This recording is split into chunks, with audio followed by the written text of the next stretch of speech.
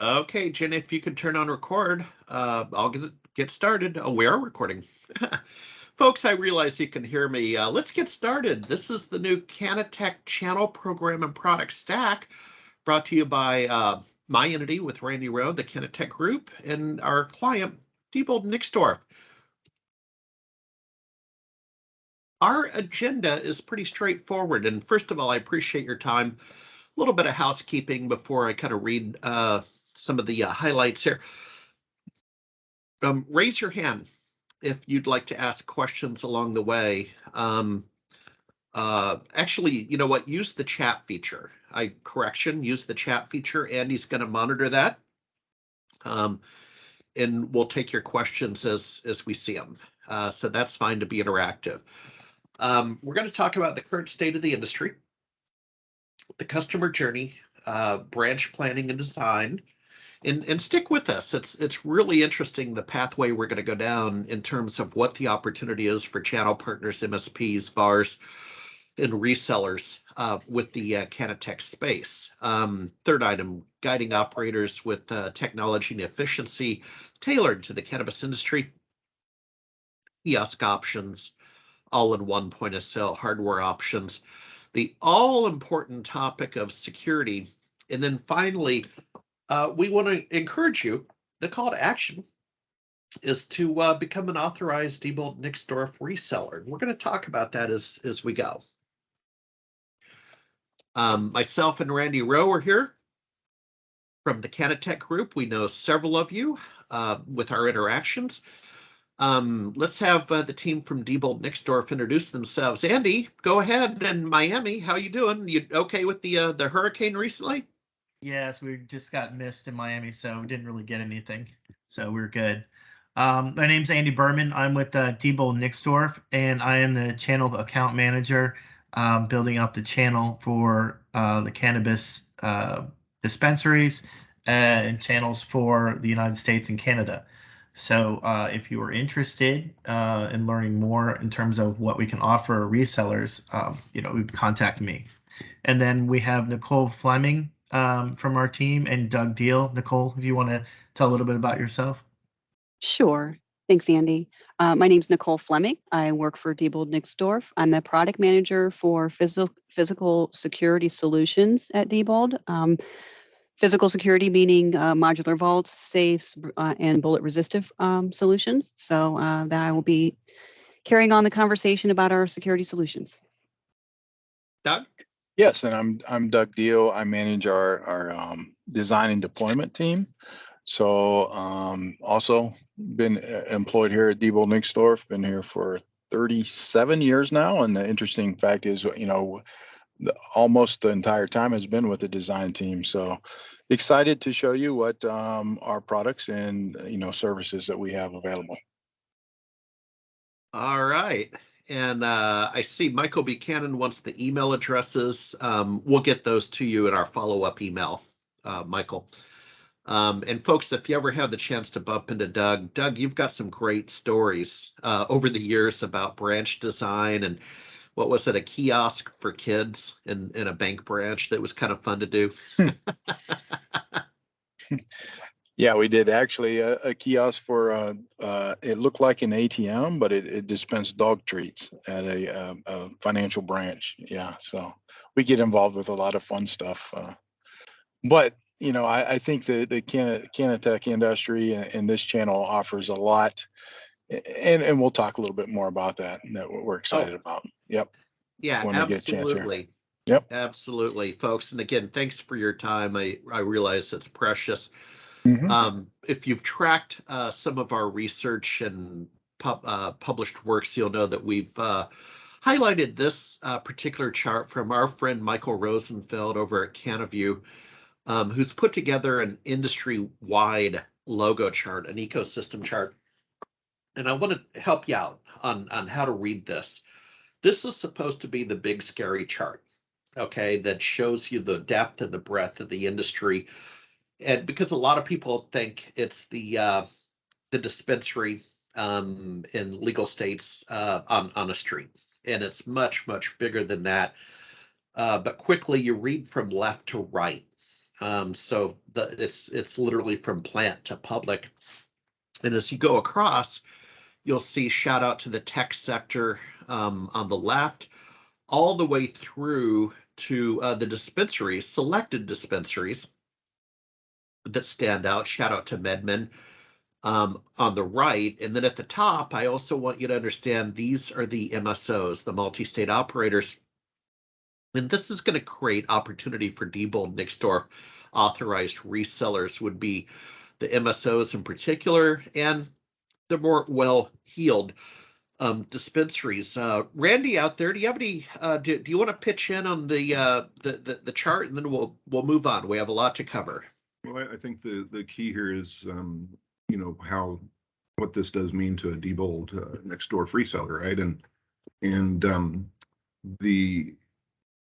because of the entire full suite of offerings from Diebold and the local service that they offer, they're able to service the largest of customers. And at the end of the day, I believe that's what's really going to make the difference, is being able to show up on site and make a repair, but also the deployment services are really key. Yeah. Yeah, absolutely. And we're going to talk about that a little bit later, folks. Once you understand the capabilities of Diebold Nixdorf, the relationship sells itself. Moving on, Randy, sure appreciate your help over the last month or so in making this chart available to us from one of your clients, Corona. Folks, what we're trying to do here is, instead of having a schematic that we're used to in the tech sector that's all geeky, maybe created in Microsoft Visio, if you remember that, we wanted to have the customer journey. And this is what it looks like for the customers. So at the bottom center, they enter the dispensary and start the experience. And, basically the icons kind of speak for themselves, right? They have to first clear the security guard with ID verification. Then maybe they educate themselves with the kiosk and signage. They have made a purchase decision, and then a lot of things kick in. Once that point of sale system is activated, if you will, to make the purchase, there's a lot of moving parts going on in the background. And then there's also a couple points here about how we acquired the customer. For example, CRM, marketing, cannabis, data analytics, and so on. Let's move on. We do have a lot to cover. Real quick, Harry. One of the things that we did with this diagram, and this will definitely be made available to everybody, but we made the more important the technology was to the operation, is a larger portion of real estate on this diagram. So you can see how important, for example, video surveillance is, right? And security is something that we definitely want to talk about. Well, that translates into opportunity. I look at this chart opportunistically about what value can you provide as, say, an authorized partner. And Randy, you're absolutely right. We'll get everybody the deck. So, who from Diebold would like to go first? I'll start us off, Harry. This is Doug. So like I said, I manage our design and deployment team. And I like to say, when we do these designs, right, store designs, we have a holistic approach. And I say that not only because, of course, we want the consumers or customers to get the most out of each visit, but also you'll see here, I think, in our product offerings and solution offerings, that we add a lot of efficiencies within the store, right, with our solutions and products. So it's not just the consumer side, but it's the staffing also that I think that we encompass in our designs, right? So if you want to go to the next slide. Yes, sir.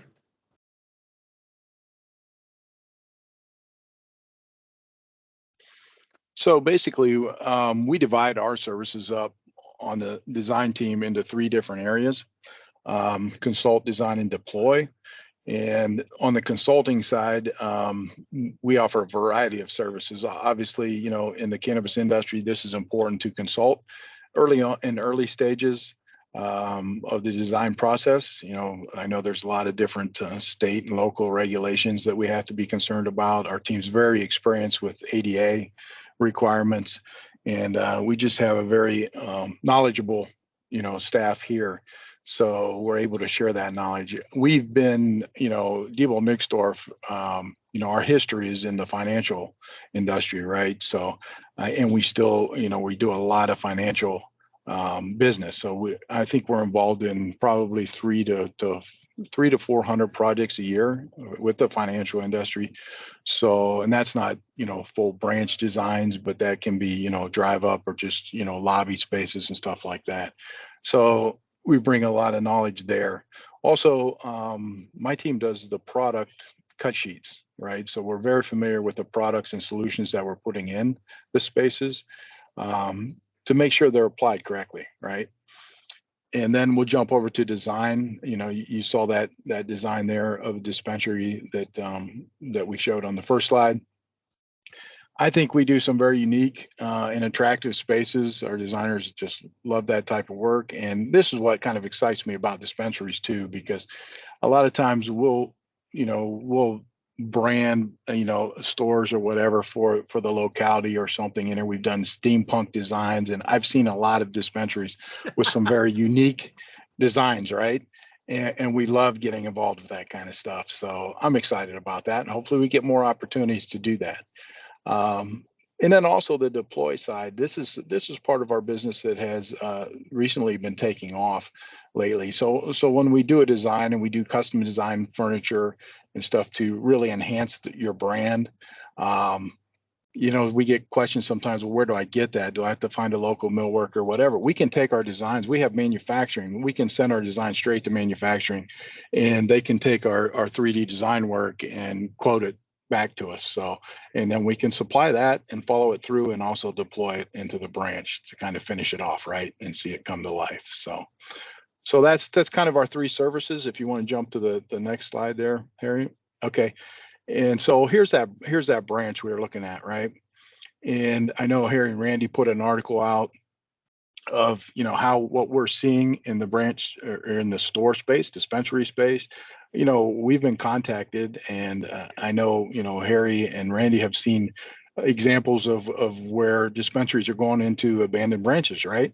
We're seeing less and less bank branches and smaller ones, and they're consolidating. So that leaves these spaces available, and they kind of fit the mold, right, for a dispensary. So as well as our products do and solutions. So that's what you're kind of seeing here. We're incorporating our products and solution offerings into the branch, into a branch space.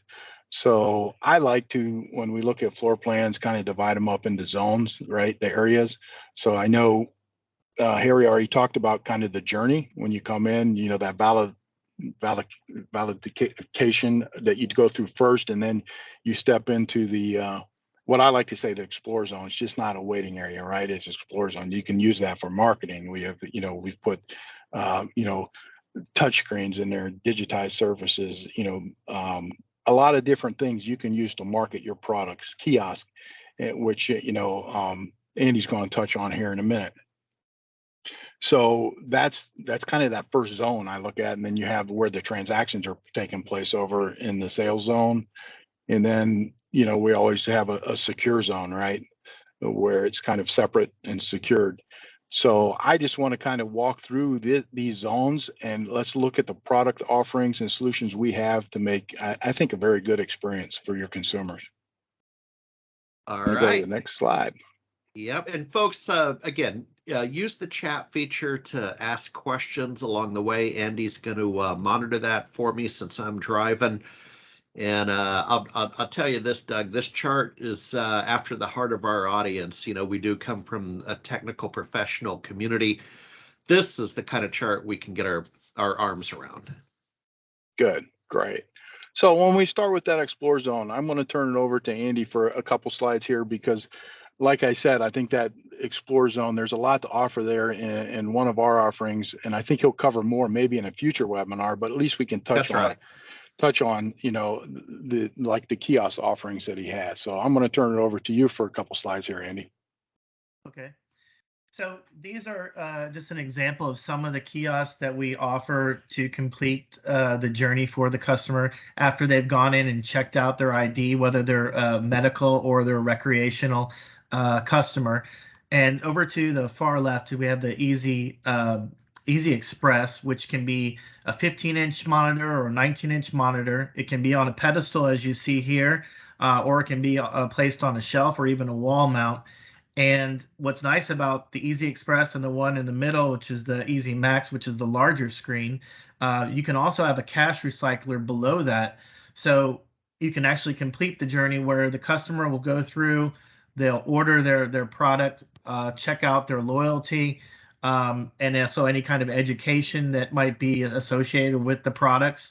And once they order the product, they can actually pay with the product with cash, because a lot of the it's not legal in the United States right now to take a credit card, as opposed to in Canada where they could take a credit card. So we have this cash recyclers where it's legal in the state where they could actually pay, get a receipt or a number, can go onto their phone, and then they can go up to the bud tender to receive their product. So the kiosk can actually help with efficiency and moving the customer through the journey, and then also can eliminate any risks associated with handling cash. So that takes that out of the equation. And then over to the far right, you might have seen these at McDonald's and some of the other quick service establishments, is our K2, which can also be a double-sided kiosk if you have a really busy dispensary. So a lot of choices. If you have the software for a kiosk, you can run it. We also have partners that can integrate into any of the POS systems, pull the data out, and put it into a kiosk format. So they can make that much easier for you if you have concerns with getting that. We have open APIs for our kiosks, so we're able to work with many Windows-based applications. And Andy, I want to put some context around this. Yesterday, folks, and again, I know a lot of you. Yesterday, I finished up at SolarWinds Enable, a 3-day in Las Vegas, and it was a kiosk kind of day. I checked out of my hotel room at a kiosk, and at the airport, I checked in at a kiosk. And Andy, I thought of you because I haven't thought that much about kiosks until I started working with you. But quite frankly, they're prevalent. They're everywhere. Yeah, it's all about self-service. And I was out in Las Vegas, and I was at one of the largest dispensaries to check it out, called Planet 13. And one thing I noticed, that the wait was just it's so long. They have all these people that are waiting, and if they had kiosks where they could just take away from the customers waiting to get to an attendant, and they could have somebody attending the people, they could get out a lot faster and make more sales. So there's definitely a lot of opportunity available, even for an established dispensary, to go in and sell kiosks. Actually, we recommend getting a dispensary up and running first before you even add the kiosks to the journey, just because to make sure that the store is organized and can handle the volume. But again, kiosks, you see what's happening in retail and in hospitality, especially with the pandemic. The industry is leaning toward kiosks, and it's happening at a rapid rate. Yeah, I think there's Randy, do you want to weigh in before I go to the next slide? All consumers are all different, right? They all have different preferences of how they would like to do commerce. Some would like to talk to someone, but others would just soon, not. And by not offering, though, a self-service option to everybody that comes in your store, you're potentially limiting that experience, right? So if a consumer likes the experience, they'll continue to do the experience. And on top of that, there's labor shortages and stuff like that. And there's another subject we're bringing up here in a second that having to do with security and robberies and things like this. And employees are scared, so they're having a hard time keeping employees in some areas. So this solves a lot of problems. There we go. Moving on to the sales zone. So one other option that we do offer is POS hardware as well. And a lot of times you'll see that this is nothing new for retail, for quick service, but the same can be applied to a retail dispensary where the customer display can showcase advertising. It can promote new deals of the week, and maybe signing up for a loyalty card. So we do have very stable POS systems are all manufactured in Germany. So if that's something else that you're looking at to sell the hardware as well, we have that available. And Andy, I know you're speaking, so I'm looking at the chat feature now. We have Dan Foote of Anchorage, Alaska. Good day, Dan. He asked, how do the kiosks compare in cost when it comes to labor? So we're talking labor arbitrage. What's your experience? Well, with the card only, there really is very little that can go down. What I've seen, if there's ever an issue, it could be with the chip reader. And basically you're taking the chip readers out of the equation for dispensaries for now. Now, when you add a cash recycler or with coins, sometimes the coins could get jammed, or someone could mess with the putting things that aren't supposed to be into the cash recycler. But other than that, they are pretty well maintained. Well, I think what Dan may be asking, and I'm curious too, and we'll open it up to the team, that when I'll give you an adjacent example. When Seattle went to $15 an hour minimum wage, and so now you had food service workers making $15 an hour before it's fashionable. There was this debate about, well, let's take it to self-service and kiosks to save on that labor. Do you have research or studies that show the kiosk ROI compared to labor benefits and that kind of thing for a worker? Yeah, I mean, you could have typically, let's say you have 4 lanes or so, you could have one attendant that's watching over, let's say even it's like 6 kiosks. And if you go back to our kiosks, they all have a light attendant at the top. So if somebody has a question, it'll turn red, or if there's a comment, then the person can come by and answer any questions they have as far as ordering their product. Okay. Now I see a question here. It says, how's a product dispensed after purchase? Well, they would get a receipt or a ticket with their order number, or it can go right to their phone, and then they just walk up to the bud tender. The product could be put onto like a kitchen display type of screen, where the bud tenders can look at what needs to be ordered, and then it also be integrated with the POS, and then they can verify their ID and the receipt number to pick up the product. All right, ready for the next slide, Andy? So in terms of labor is provided, yes, labor is still involved, but less labor. Yes. And I say it's more efficient. Like I said, some people don't want to go up to a attendant, so you can actually have more lanes with less people working with kiosks. But yes, there is labor that is still needed, because sometimes people will have questions, and it's kind of an educational piece. So when you first put in kiosks, you want somebody to kind of drive the people along the way and get them used to using the kiosk. And once they start using the kiosk, the store is going to be much more efficient. All right. Andy, apologies for getting out front on you. We're quickly approaching midpoint in the webinar, so we do have a lot of content to cover. Okay. Sure. Okay. Nicole or yeah, I'm gonna go ahead and jump on this slide. The first one in the sales zone here. Just want to point out a couple things here.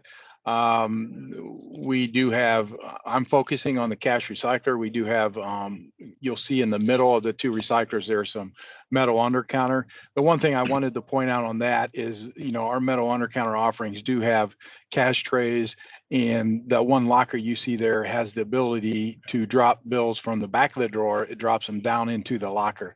So if you're taking in a lot of cash, you can drop it into a secure area for the day. Now, moving up from that, we do have the cash recycler offering, which I'm focusing here, which the currency is kept in a safe that's safe for overnight storage, right? So it can stay in there. It stays in the safe. So it automates the process, right? The manual process. And then it allows the bud tender to focus on, relationships and selling products.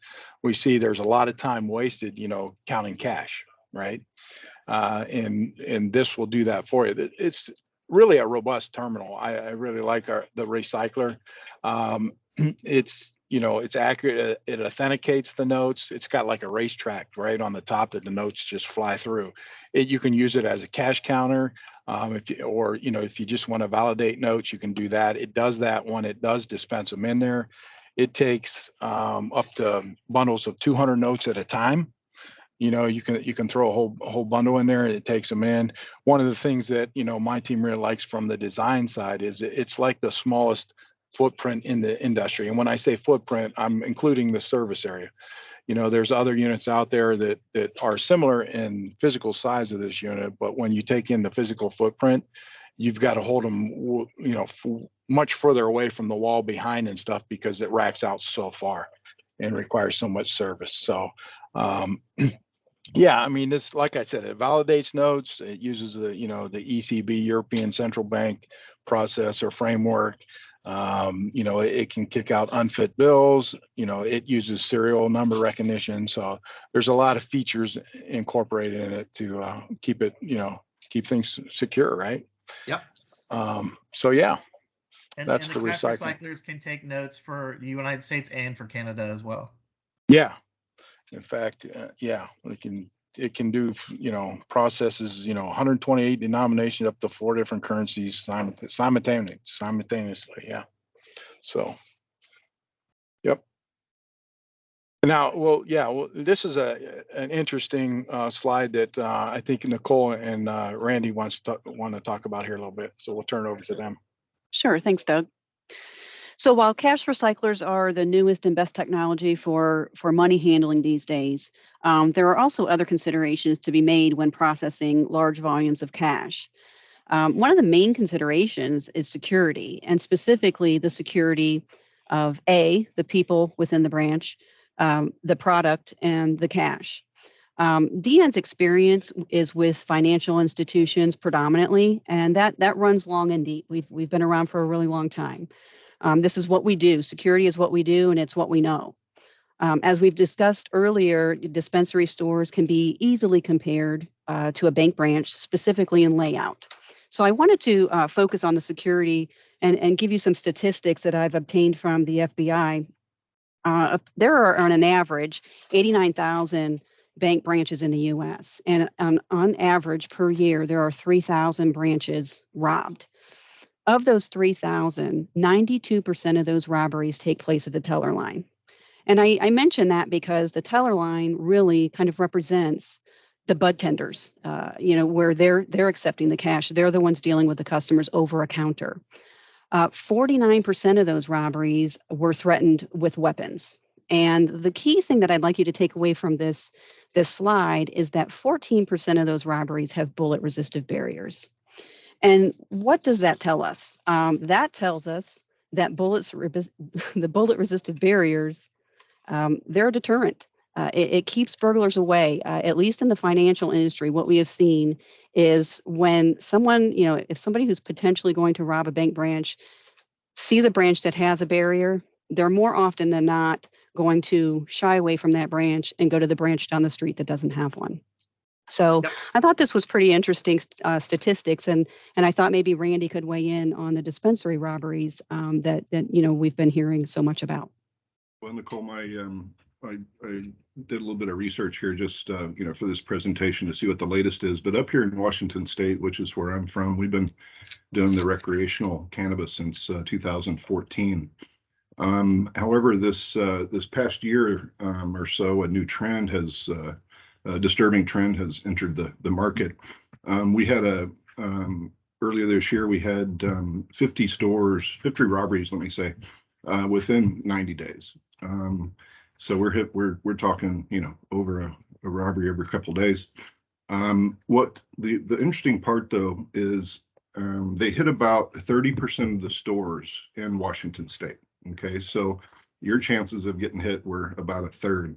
Well, the part that validates what you're saying here, Nicole, is that most of the stores that were hit once were hit again. Yep, absolutely. Because of that lack of security, right? You're vulnerable. Yeah. If you're vulnerable, you're vulnerable, and you're going to get hit multiple times. And we lost lives up here. We have certainly just tons of assets. Cash and inventory, of course. Right. It could be as basic as one of the things that I see as a real basic, barrier here that should be considered is, don't allow, vehicles to drive through your walls. That's one thing. That would be something that, a good example of a bank, right? Your walls are reinforced to begin with. It's going to block, some of these basic threats. Obviously the trend has started, and it's going to, security is an issue. Sure. Yeah. And because of that, the information's out there that the dispensaries hold a lot of cash. And so that information is only going to grow out in the industry, and people are going to hear of that. And so unfortunately, I would think that this is going to be a continuous trend. So the reason I bring up the bullet resistive barriers and it being a deterrent, I did a little bit of research of my own, and just took a look at some videos online. And many of the robberies at the dispensaries are occurring at the bud tender counter, and we see the perpetrator jumping the counter.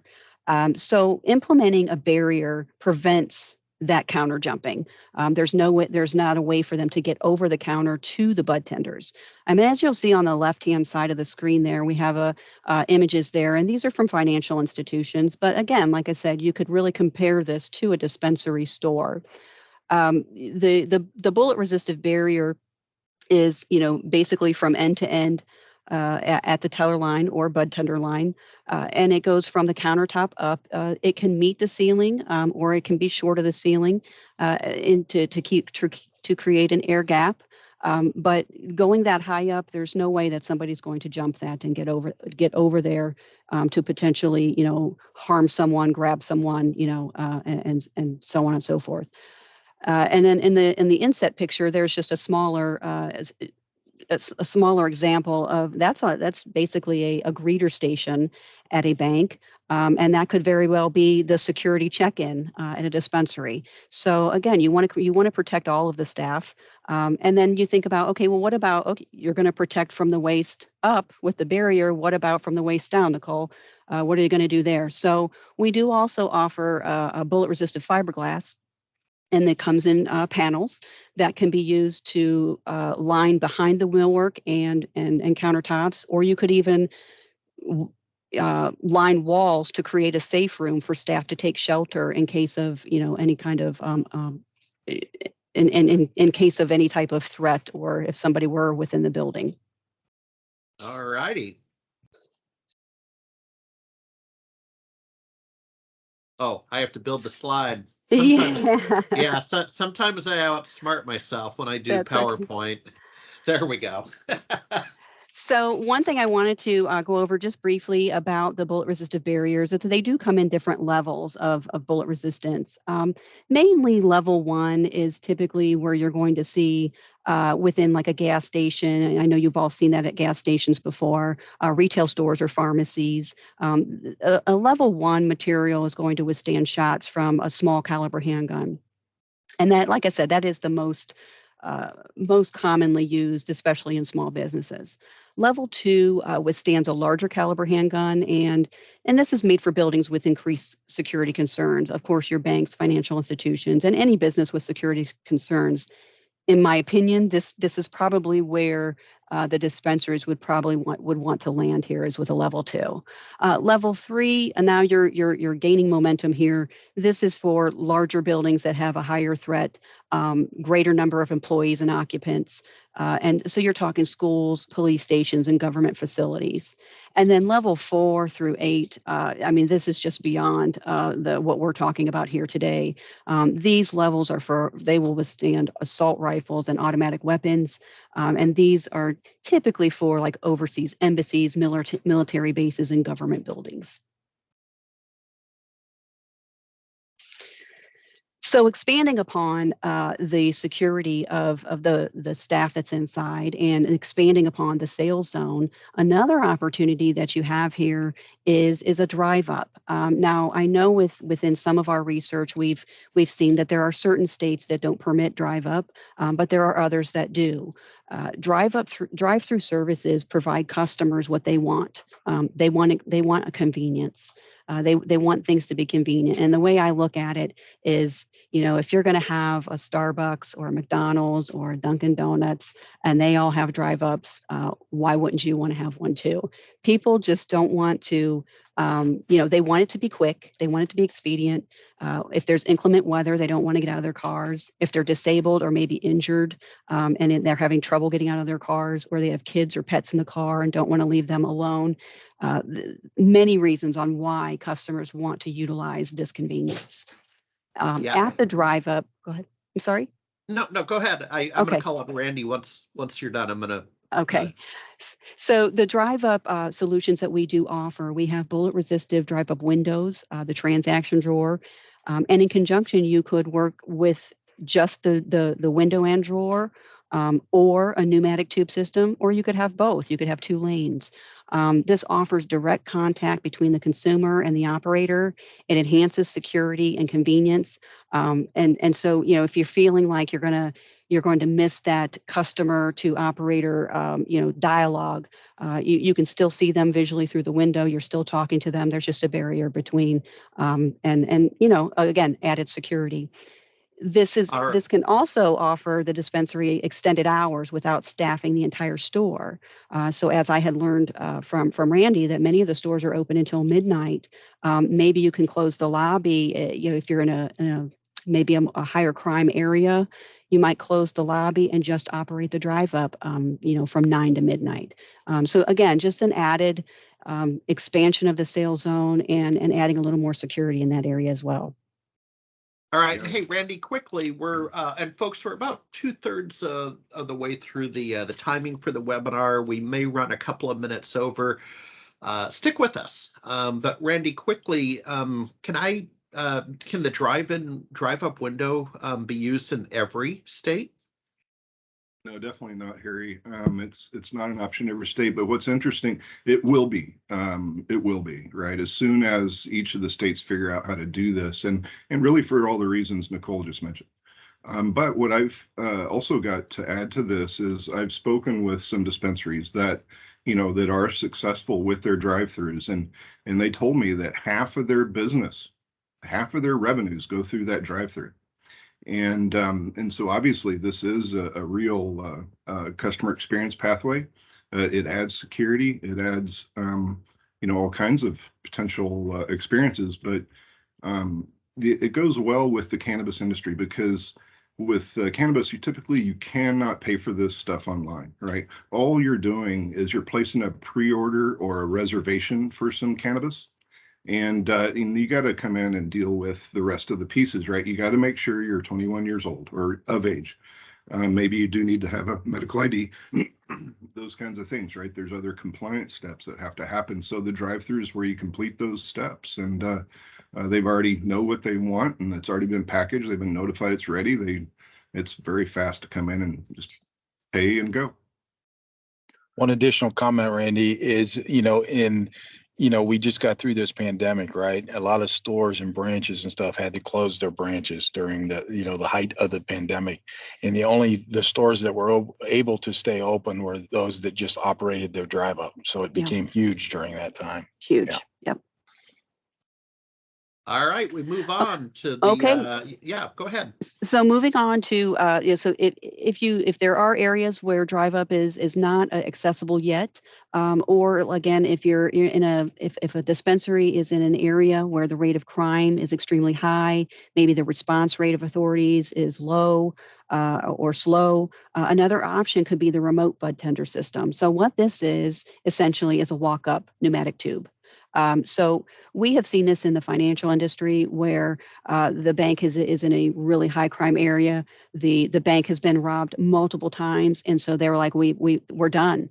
What they've done is they've implemented these walk-up vats right into the lobby where the teller line used to be, and so there are no tellers when you walk into the lobby. And so this would be very similar. You could just you could replace the bud tender line with the walk-up, and you could have your bud tenders back in the secure zone in a secure area where they can communicate with the persons at the remote bud tender system via video and telephone. And then there's a pneumatic tube system there to pass the money back and forth, and as well as the product. So again, just another option, something else to kind of think about, for security reasons. And again, it's kind of a unique offering. It's not something that you see all the time, but definitely it does have its application. There are some added efficiencies with this too, because if you are in a state that allows drive up, you can have those same bud tenders be, servicing your lobby traffic as well as your True. drive up at the same Yep. time. They can be in the same area. Yep. All Moving right, on. and then on to the secure zone. So in the secure zone, that's where we're going to take mind and take care of our cache and our product for overnight storage. The security check-in I had mentioned earlier, that could be at the front of the building, and you could implement some of the things that we've talked about already, like the bullet resistive. You could have a bullet resistive window with a package receiver, the metal undercounter that Doug had mentioned earlier.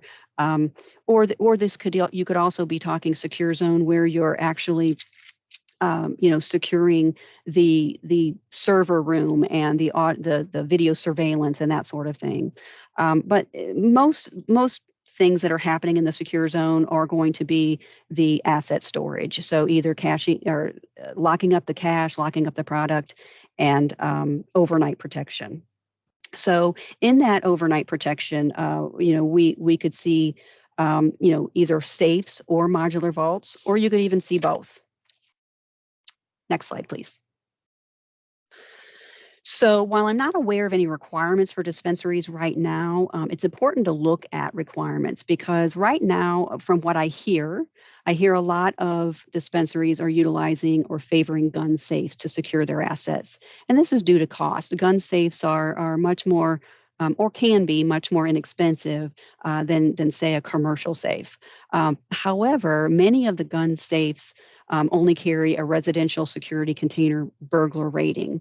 And that's important because the residential security container rating is lesser than what you would actually offer or what a bank would actually have at a bank branch. What the banks and financial institutions are utilizing are UL TL15 or TL30 burglar ratings.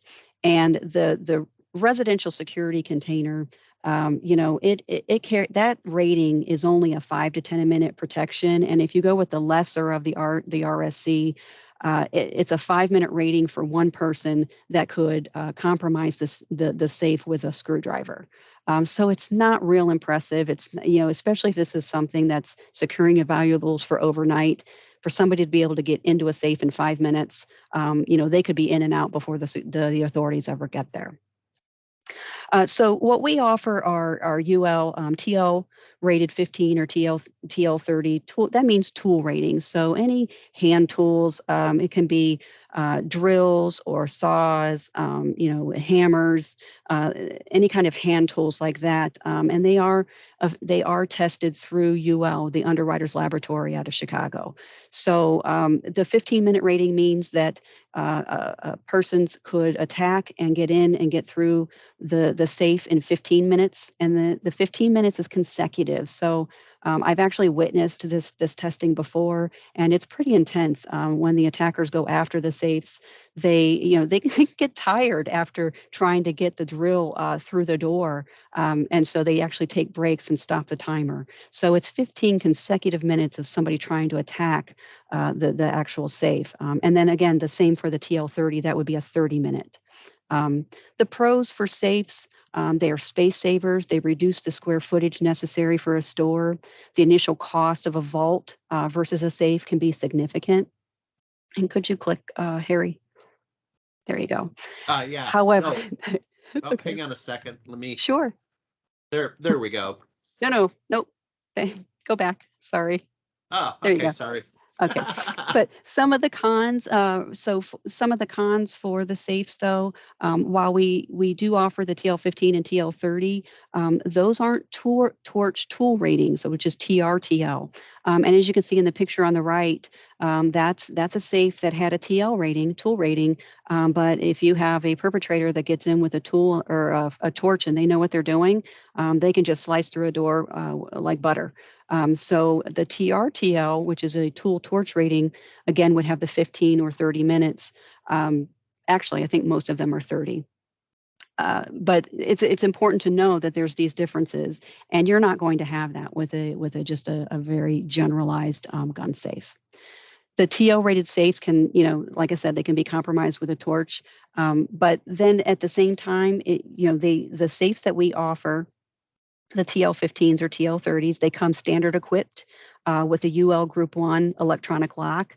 These are highly resistant to expert or professional manipulation. And again, I'm not certain about the gun safes, but these are what we provide on commercial safes. We also offer safes that have the Class 350 2-hour fire ratings as well. Okay, next slide.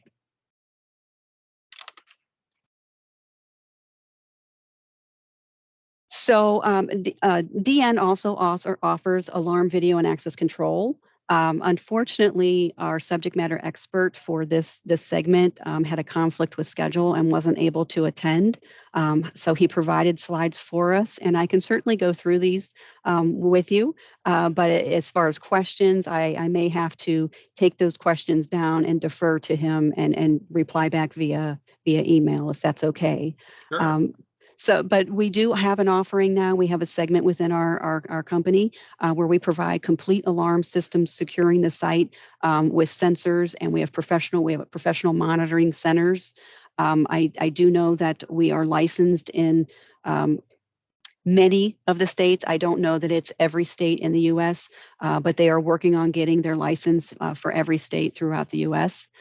In conjunction with the alarm, we also provide a complete video surveillance system to, obviously video is going to supply law enforcement with high quality images, and being able to provide that information to, catch or at least put images out to find the perpetrators that have attacked your business. And third, they offer access. They have an access control line as well. So this is getting a little more fancy. I don't know how many dispensaries actually have like an access control system, but we're seeing this more and more throughout office buildings, throughout retail, where staff is required to use some type of credentials, electronic credentials, to get into certain areas, and authorized to be in certain areas and then not authorized to be in others. So again, they offer access control. Next slide, please. So along with the alarm, the system and the monitoring service, the standard components that come with the standard alarm system, keypad, main controller, door and window sensors, motion sensors, glass break sensors, sirens and or strobes, professional monitoring, and there's also a smartphone app. So the monitoring centers are 5 Diamond. I believe that's what Doug, correct me if I'm wrong, but I believe he said that they were 5 Diamond accredited. And so next slide, please. In conjunction with the alarm, also the video surveillance.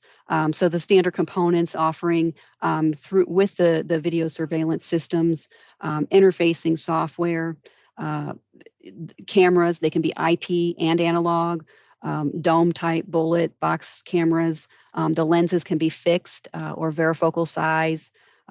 Power supplies, IP most likely, power over Ethernet via switch. Transmission methods, coax or Cat5, possibly Cat6. Recorder, the number of video inputs and hard drive size, and then there's a number of accessories with switches and camera mounts, and also DVRs, NVRs, and so again, they do. I do apologize because I'm not the subject matter expert on this, but I certainly wanted to. We wanted to be able to provide some insight that we do have this offering as well. So, Nicole, in regards to security, sure, Randy. A little something that that I did learn from you that I was I think is just a great example of how well this works together. The example is that the owner of the business can be notified through the system when his safe is opened, so he knows when the safe is open and when it was closed. So that type of integration is ideal to be able to optimize these businesses. Yep. Mm-hmm.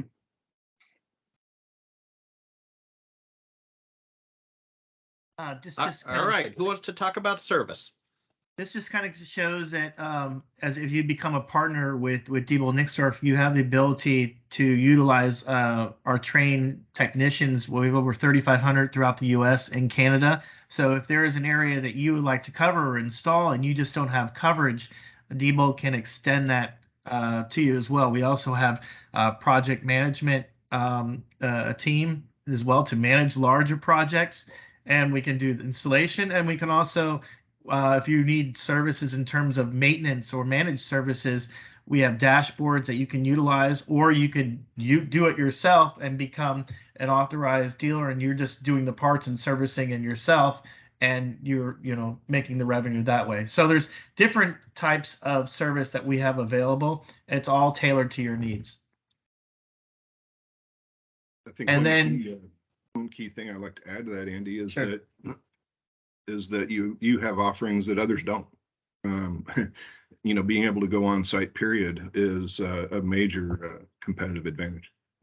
Well, and I want to bounce off that, Randy. This is Harry, because Randy and I have been working with Diebold Nixdorf for 18 months. It's been quite a while, and I've learned a lot along the way. I just didn't know. I just didn't know that Diebold Nixdorf had this kind of reach in capacity.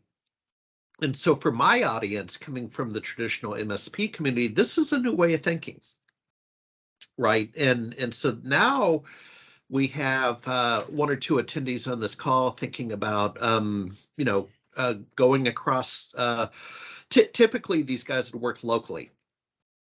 Now they're starting to see where they can work nationwide, okay, because of this kind of support. But we'll move on in the interest of time. Dan, that includes Alaska too. I see the map got cut off there. Wasn't it, Dan, it's located in Alaska? Yeah, he's in Alaska and Hawaii. Yeah.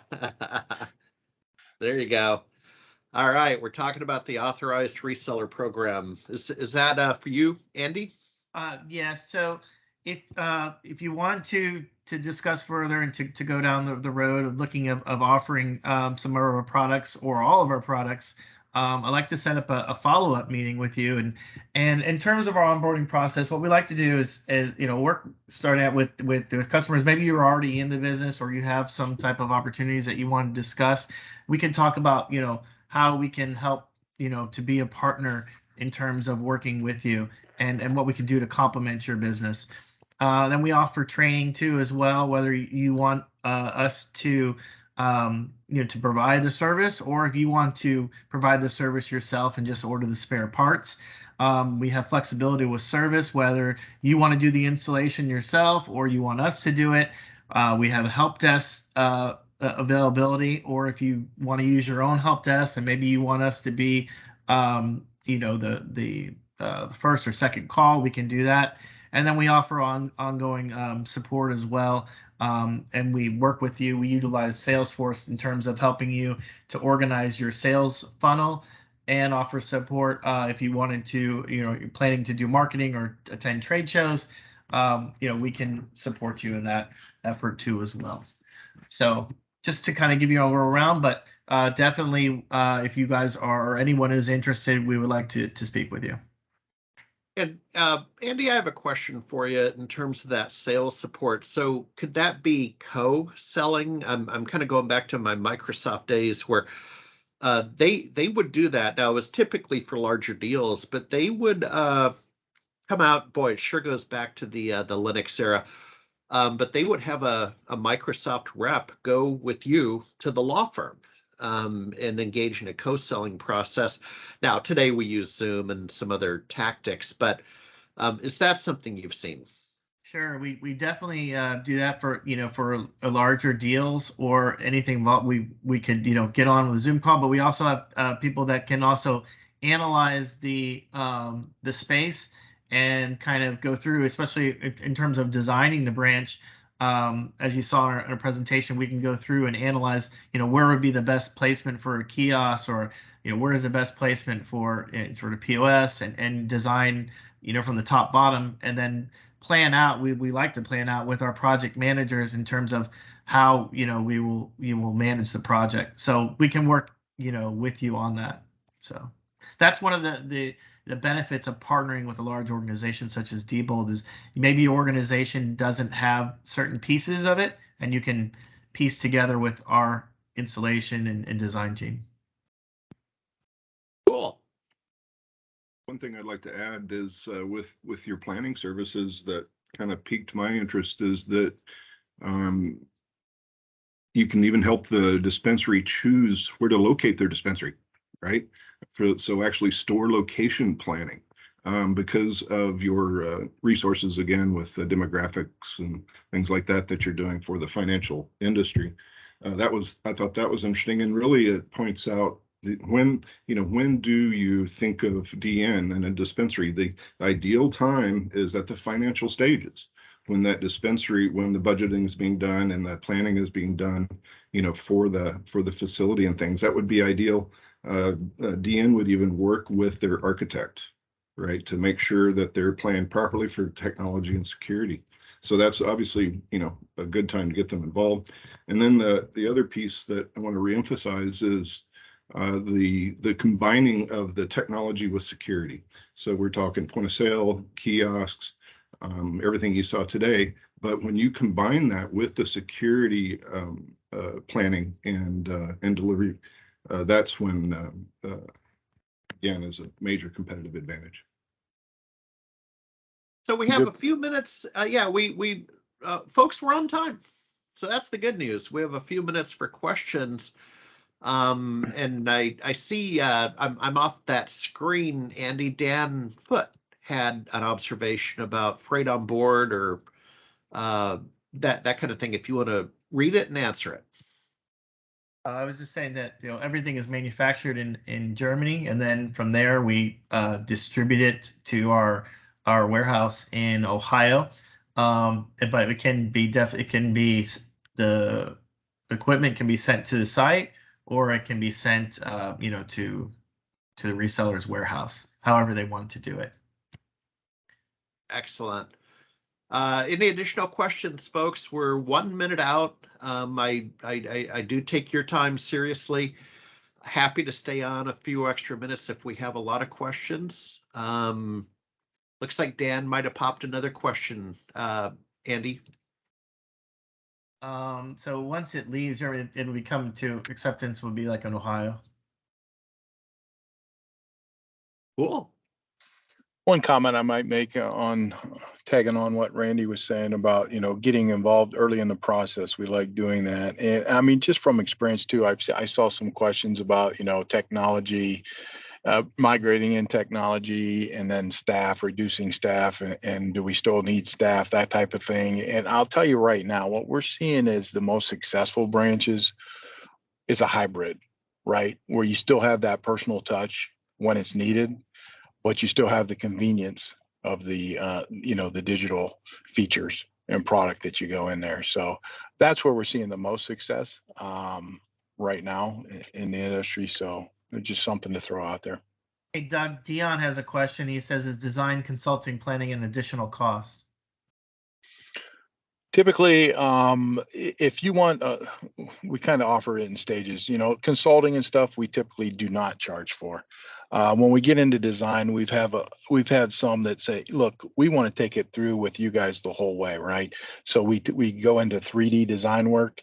We design the store in 3 dimensions, and we've even done virtual walkthroughs and stuff, and that's becoming very popular. So yes, I usually provide a statement of work for that. Now, with that in mind, if you do implement the custom design furniture and stuff to complete the branch, a lot of times that's discounted. But I just want to let you know, we do charge for that up front because of, you might not want to utilize us all the way through. So that's kind of how we handle it. We're getting a lot of requests for that, because that you're allowed to use that on social media. All right. We can provide those 3D images and stuff, and you can let consumers know what's coming. right, and on social media, and promote your dispensary or your branch, and what's coming to the area. Yeah. Yeah, so we're basically offering a service with marketing, because we're actually doing the design services. Mm-hmm.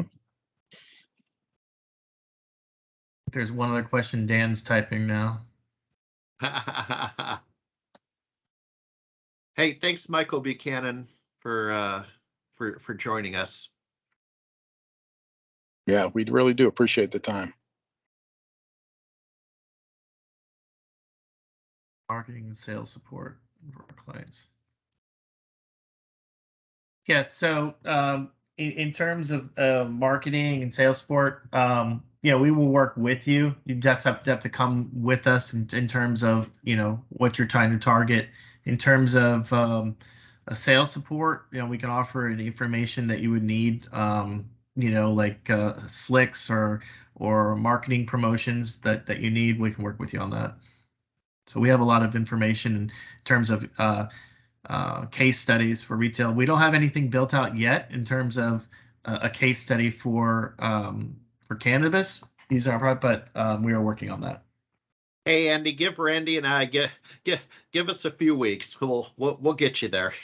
Yeah. Let's see, Jules. We will get you a way to watch the presentation. This is being recorded by the wonderful Jennifer Hallmark over in the radio control room. A lot of you know Jenny. So give us a little bit of time on that to compile it. Any final questions? All right. And be sure to give them our email addresses. And if they have any questions for us individually, we can always follow up. Yep. All right. I sure will. Appreciate everyone's time. Thank you for joining us. And we look forward to further discussions. Further discussions and further webinars. So we're going to turn this into a series and double click deeper and deeper. I have a final observation for the Diebold team, and please do correct me, but in working with you for a year and a half and learning about you, I almost see this is taking it to the next level. And by that, what I mean is, if I had the Ford dealership for Kitsap County across from Seattle, that's a big deal. You have the showroom, the repair shop, you have, that's a big deal. And I almost see the relationship with you as analogous to that versus being a simple sales agent, selling software at $29.95 a month. Is that a fair analogy, or have I overstepped my bounds? So from what I see and from seeing other kiosk manufacturers, we are able to offer since we are coming from the banking industry, we're able to offer a total solution to a retail dispensary in terms of security, guiding them through the journey with kiosks or POS hardware. And what's nice is, we're agnostic when it comes to software and so forth. So we'll basically piece together what you want us to do in terms of, if you need someone to do installation, we can do that. Or if you want to take on that piece yourself, you can do that. So it's basically, we're kind of a one-stop shop for everything. Very flexible. And then one additional short comment here is, just because we're a large company, right, doesn't mean it has to be a large opportunity. We do branches all the time for the financials that only have 1 or 2 branches, right? And some of our success stories, our best success stories, are coming from, from that channel, from just the small branch network. So just want to make you aware of that. For the cannabis industry, I coined a term for those. Those are cannabis superstores. And these stores are generating millions of dollars a month in revenue, hundreds of transactions a day, and have a need to continue that that pattern and compete. And so technology is key for that, and optimization, utilization of the technology is most important. Another thing to touch on too, I've noticed other companies that they want to tie in everything to merchant processing. We are also agnostic in terms of processors too. So, it's up to the reseller how they want to manage their business, if they want to tie that in, but we don't. Excellent. Well, folks, we are at time. I've just been taking a couple of notes. Jenny, I'm going to work with you after the session here to get this posted up to the YouTube channel for the CannaTech group. So, folks, with that said, give me a day. Okay, I'll email you all this information tomorrow, Friday, but I want to make sure you get the link for the replay. All right. All right.